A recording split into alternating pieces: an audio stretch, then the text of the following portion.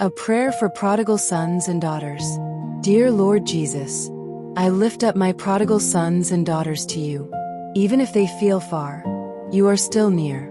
Draw them back with your love. Protect them and guide their steps. Remind them of your truth.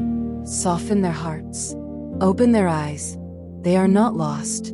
They are yours.